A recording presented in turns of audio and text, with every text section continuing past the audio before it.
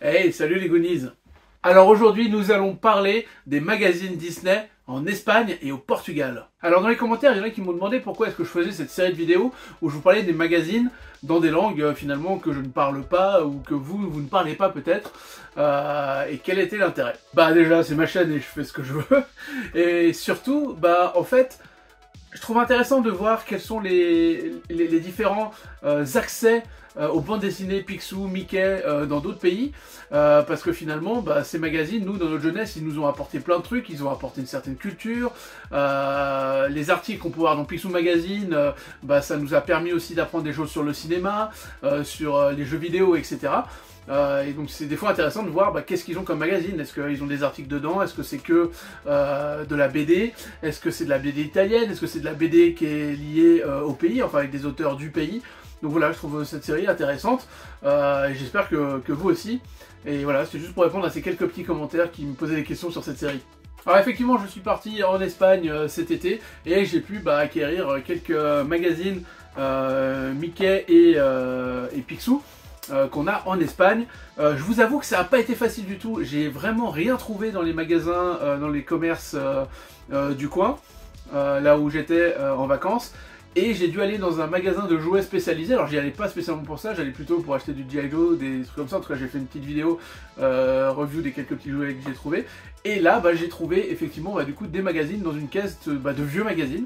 Et on commence par Don Mickey, qui est un petit peu le Topolino espagnol, je pense, qui n'est plus édité, donc c'est pour ça que voilà, c'est des vieux magazines avec un Indiana dingue un petit peu comme au début. D'ailleurs, je me demande même si c'est pas même la... Bah si, on a effectivement la première histoire, la première apparition d'Indiana dingue dans une bande dessinée, bah elle est là.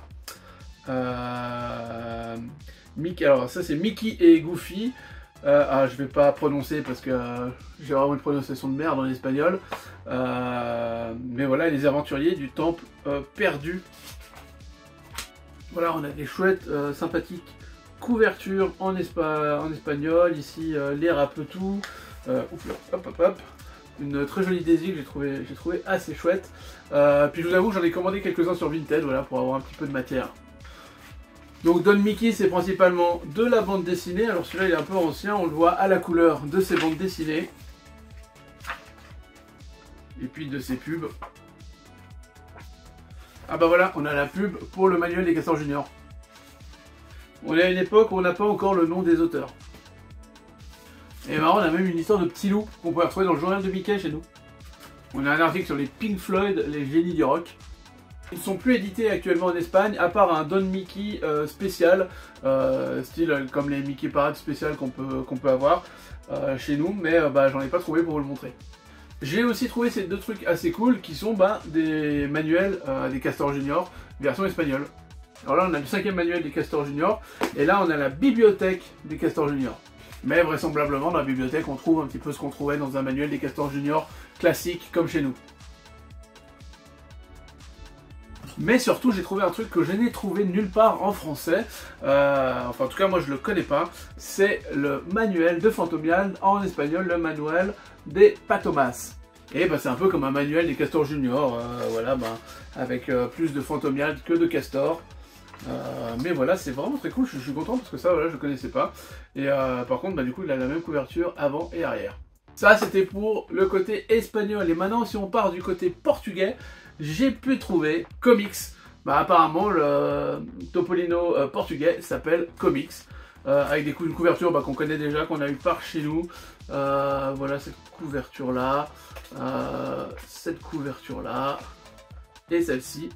Et dans Comics, on trouve essentiellement de la bande dessinée, comme pour Don Mickey. Et à chaque bande dessinée, on a les textes et les dessins, on a les noms d'auteurs, et là apparemment on est bien dans de l'école italienne. Et on a aussi du Indiana dingue. J'ai trouvé aussi ce magazine, Pato Donald, qui est le nom de Donald en portugais, qui est exactement la même forme que Comics, plein de bandes dessinées à l'intérieur, de nouveau. Mais voilà, avec plutôt une couverture liée à Donald. D'ailleurs, derrière, on peut voir qu'il existe aussi un numéro spécial sur les espions avec Mickey, toujours Donald. Et là, on a un numéro Tio Patinas. Alors, désolé pour ma prononciation, mais je pense que c'est un numéro lié à Daisy. Voilà, j'espère que cette petite incursion dans le monde de la bande dessinée hispanique et lusinophone. Bon bref, j'espère que cette petite incursion dans le monde des bandes dessinées espagnoles et portugaises vous a plu. C'était la petite vidéo du vendredi soir. Moi je vous dis à la prochaine, c'était Super Canard. Ciao. Oui, alors ça c'est le petit instant pub à la fin de la vidéo, t'es pas obligé de rester, mais si jamais je te le rappelle, mon livre Le Temple englouti, tu peux le trouver sur Amazon. Merci pour tous ceux qui l'ont déjà pris, pour ceux qui ont laissé des commentaires sur Amazon, qui ont laissé des notes.